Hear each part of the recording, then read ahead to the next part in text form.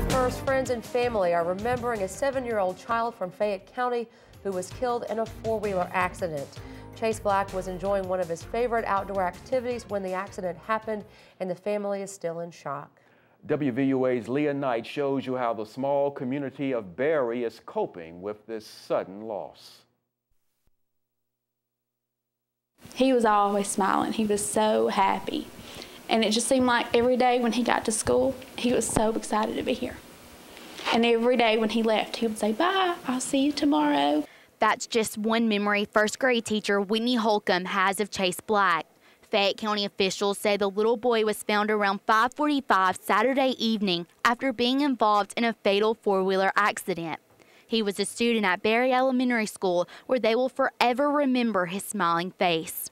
He was just always so excited to be here and so excited about life, and that's what I miss most about him, is his smile and his joy of life. This table has been placed in the hallway of Berry Elementary School so students and faculty can write their favorite things and what they will miss most about Chase. I remember one of my students saying that he always played with him on the playground, and out of everybody in our whole school, he was never mean to him. And I thought, that meant a lot to him, that, he would always go out of his way to make a friend and to be kind to somebody. It's going to be really hard knowing that there was a certain number of children in our class, and now we're one less, and we'll never replace him. Right. So that's going to be the hardest part. Holcomb also says the students are putting a scrapbook together in remembrance of their classmate, and they hope to present it to his family at the end of the school year. In Berry, Leah Knight, WVUA News. And Berry Elementary School will host a memorial later this week. Chase Black's visitation will be at Nelson's Funeral Home tomorrow night from 6 until 8, and the funeral service will be Wednesday at 1 p.m. In Tuscaloosa, residents are getting a chance to see the first draft of how the city might be rezoned for the Tuscaloosa Forward Final Vision Plan. Earlier today, business and homeowners impacted the most by the tornado met to get the first look at the new zones. Today is just the showing of the first draft, so Tuscaloosa Forward plans on using feedback from the public to make necessary changes. Today's meeting was part of a series that will continue as more input pours in from the community. John McConnell with Tuscaloosa Forward says businesses need to understand with what they can do with the new building codes. Nobody likes to be regulated, so it's going to be very hard to please someone with any, to please everybody with any regulation that we come up with.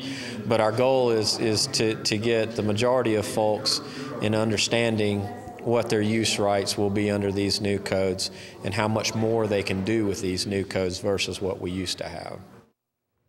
There is still time if you'd like to voice your opinion on the Tuscaloosa Forward plan. The meeting is going on right now at the Bryant Conference Center. For more information, you can call the Chamber of Commerce of West Alabama. Their number 205-758-7588, or simply dial Tuscaloosa's 311.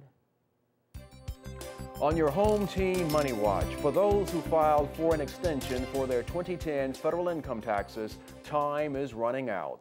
The deadline to file online is midnight tonight. Nearly 125,000 Alabamians filed for an extension following the April 18th original deadline.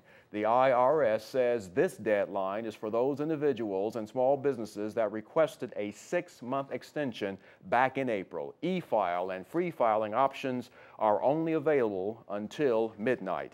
Continuing on your Money Watch, as the holiday season draws near, so does the season for shopping. And now Walmart is bringing back a layaway to help ease the pain of penny pinching. The retailer ditched this plan back in 2006, but due to their clientele, decided to bring it back temporarily. The option begins today and runs through December 16th, but Walmart says if the plan is successful this time, they may extend the offer. And if you're constantly going over your cell phone minutes, you are not alone. The Federal Communications Commission says tens of millions of people are hit with overage charges each year. But now there is some good news. Cell phone carriers are expected to start sending alerts to customers as they draw near their monthly limit for voice, text, and data services. Also in tonight's Money Watch, you might be feeling a bigger pinch at the pump. According to AAA, average prices of regular unleaded in Alabama now sit at $3.34, up from $3.25 a week ago. In Tuscaloosa, the price is a penny higher than the state average, coming in at $3.35 a gallon, but that is up 14 cents from a week ago. It is still lower than the national average, which sits at $3.46 a gallon. The sounds of Sweet Home Alabama filled the Tuscaloosa Amphitheater last night to close out the final weekend of the inaugural concert season. The weekend kicked off with Three Doors Down Friday night and wrapped up with the classic rock sounds of Lynyrd Skynyrd and ZZ Top on Sunday. All three bands have a big following, which is leaves stores and restaurants in the downtown area seeing green. We spoke with merchants to find out if the last weekend of the shows lived up to expectations. Tip Alexander of the Copper Top says the amphitheater is both good and bad for his business. The people that don't want to attend don't come downtown, so they're afraid of the parking situation. It scares them, so they'll tend to go to another part of town to hang out. But the concerts that we have in town that tend to, focus more towards our bar or the clientele that we have, it is a good thing. Alexander says he's looking forward to seeing what the amphitheater will bring next season. The battle over the closing of Partlow Developmental Center in Tuscaloosa took center stage in Montgomery in a courtroom there.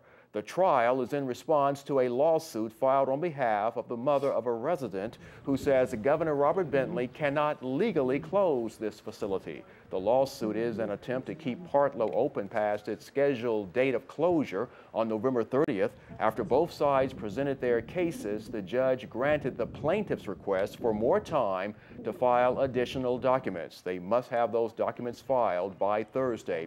In response to the plaintiff's request, the defense requested more time to add more documents if needed. New for you at 6, BP announced today Anadarko Petroleum out of Texas has agreed to pay $4 billion to settle claims against the company from the Deepwater Horizon explosion last April. According to BP, the money will be put into the $20 billion trust fund to settle claims from the incident. Anadarko held a 25% share in the well that exploded, and with today's settlement, the company agreed to hand over its stakes in BP. BP says the settlement was not an admission of liability by either party.